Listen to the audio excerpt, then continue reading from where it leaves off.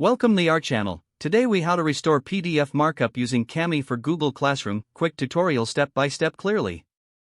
Open your Google Classroom and navigate to the class where the PDF is located.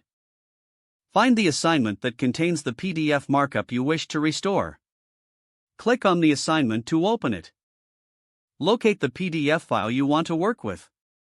Open the PDF in Kami by clicking on the Open with menu and selecting Kami.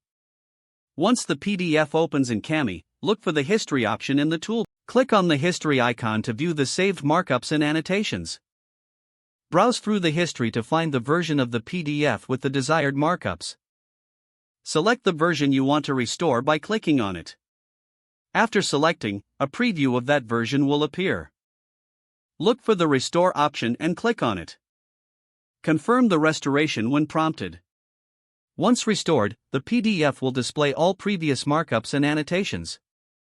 You can now review the restored PDF markup. If needed, you can make additional edits at this stage. After you finish, download or save the document as required. Close the Kami window and return to your Google Classroom. Submit your assignment or share it with your class as needed. Your PDF markup has now been successfully restored using Kami.